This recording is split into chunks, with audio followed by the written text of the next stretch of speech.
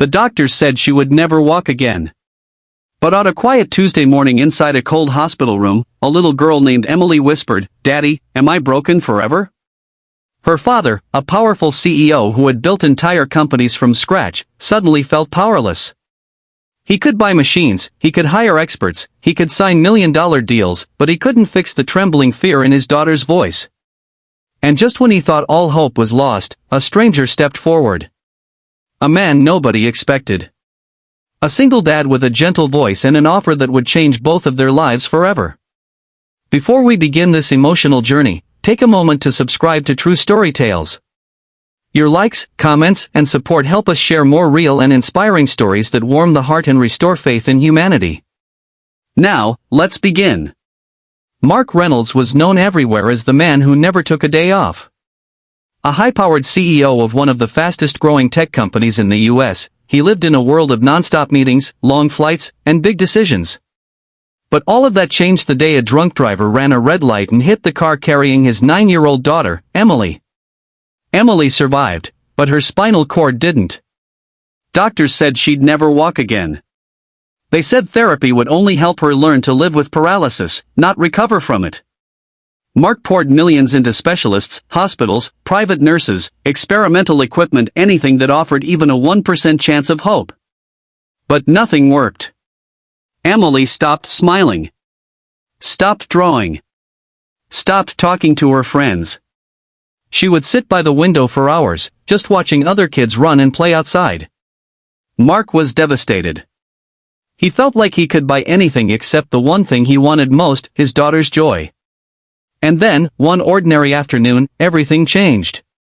It happened at a community physical therapy center he had taken Emily to out of desperation. The building was simple, not fancy like the private facilities Mark usually used. Fluorescent lights flickered overhead. The smell of disinfectant lingered in the air. Emily sat in her wheelchair, staring at the floor, arms limp and expression blank. That's when a man approached them, gentle eyes, soft smile, and a calm presence that somehow softened the entire room around him. "Hi there," he said softly, crouching so he was level with Emily. "I'm Daniel." Emily didn't look up. Mark sighed. "We've tried everything. She doesn't talk much anymore." Daniel just nodded with an understanding smile. "I'm a physical therapist here," he said. "But I'm also a dad." His eyes softened when he said it, as if the word carried both joy and pain.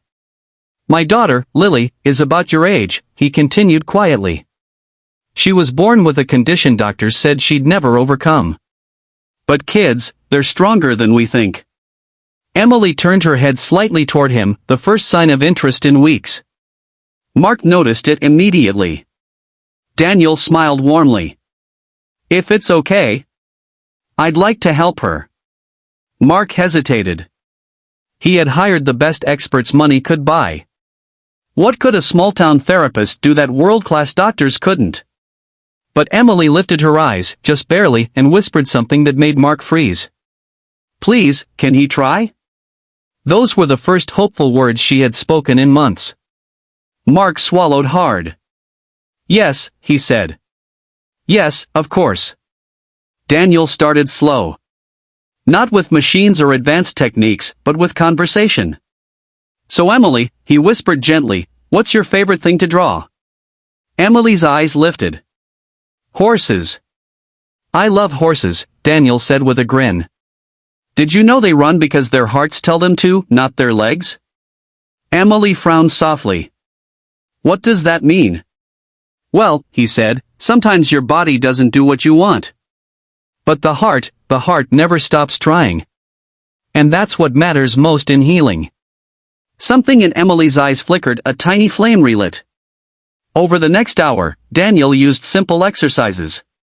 Nothing complicated. Nothing painful. He talked to her the entire time, made her laugh, told jokes, shared stories about his daughter, and listened, truly listened, whenever Emily spoke.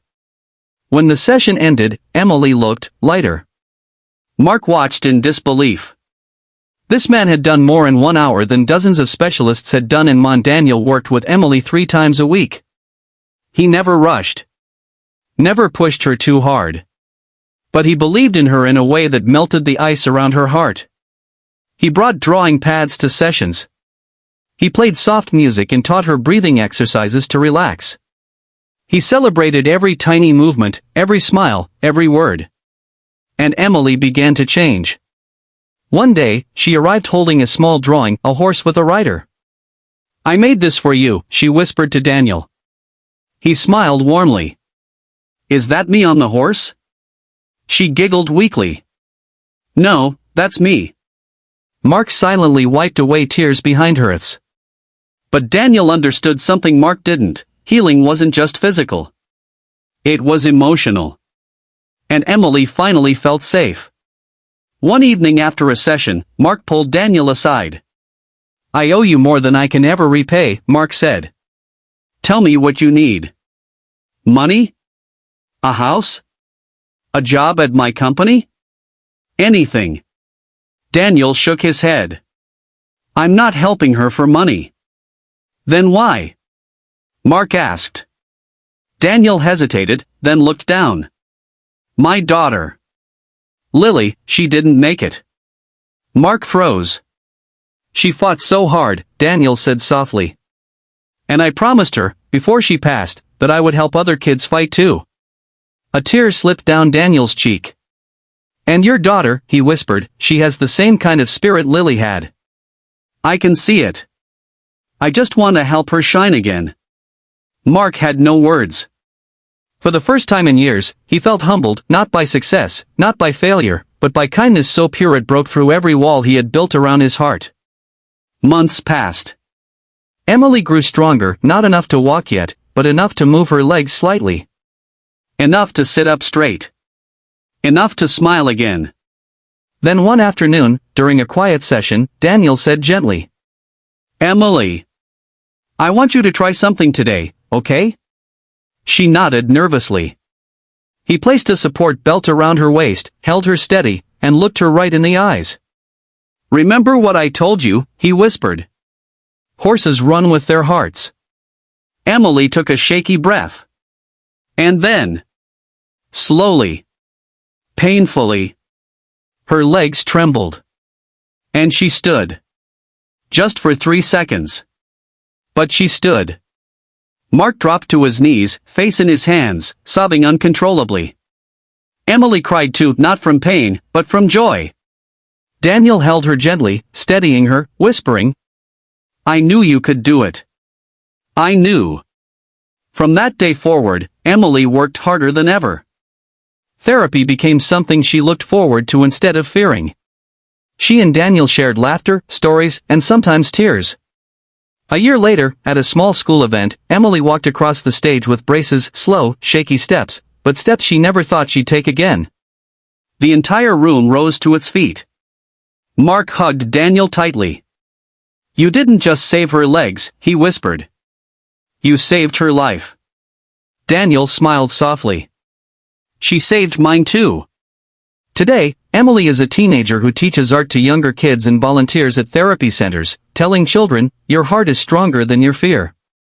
Mark funds free physical therapy programs across the country, all in honor of Daniel's daughter, Lily. And Daniel? Every time he watches a child take their first step, he whispers a quiet thank you to the little girl he lost, and to the little girl he helped walk again. Because sometimes, the greatest healers are not the ones with titles or money, but the ones with hearts full of kindness.